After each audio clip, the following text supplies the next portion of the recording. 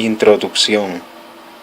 En este informe hablaremos sobre la evolución de la contaminación por efecto de los medios de transporte desde la Edad Media hasta la actualidad. En la Edad Media el transporte por tierra se lo hacía a lomos de caballos, mulas, camellos o en carruajes tirados por estos mismos animales, pero era el barco el que superaba en eficiencia. El intento de obtener una fuerza motriz que sustituyera al caballo se remonta al siglo XVII. El primer coche creado en la historia fue creado y autopropulsado por el vapor en el siglo XVIII, que era demasiado pesado, ruidoso y temible.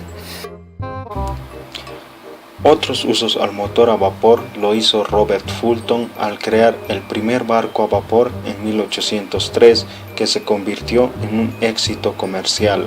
Los hermanos Wright hicieron volar controladamente un aeroplano en 1903, construido con motor a combustión. Los años pasaban y con ellos se inventaban nuevos motores.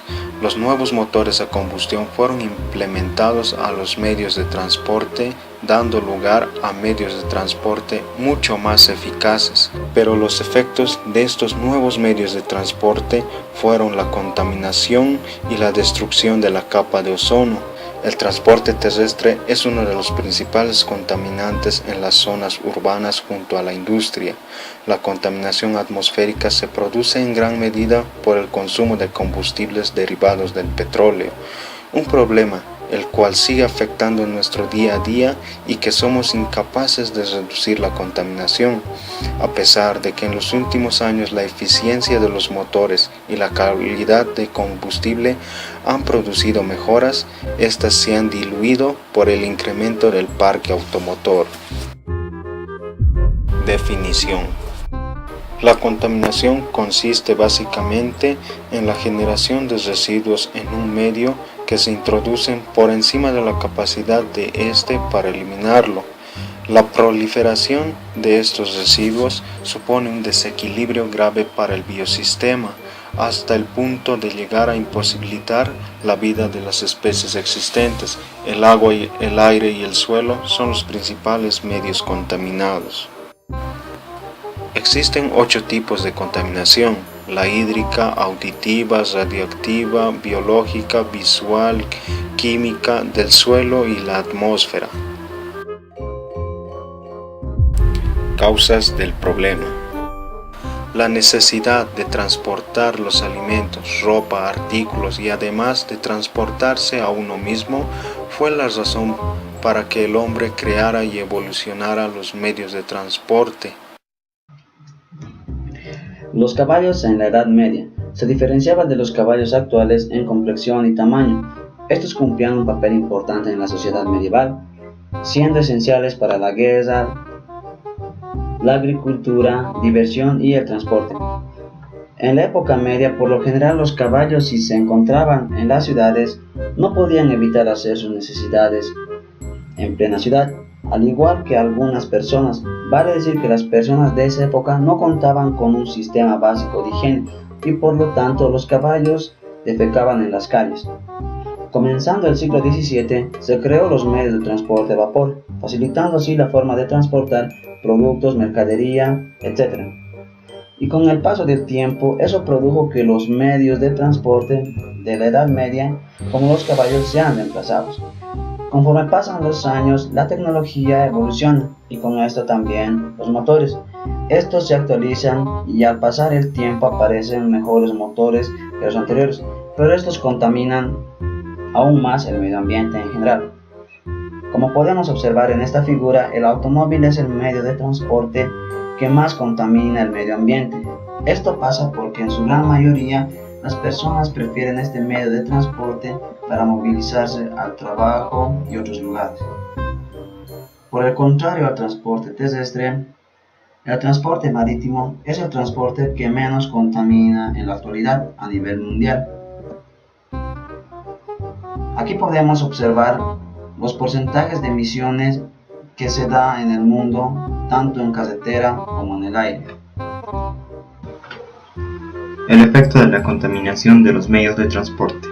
Contaminación en el agua. Entre las enfermedades más comunes generadas al ser humano tenemos la diarrea, la pirotifoidea, entre otros.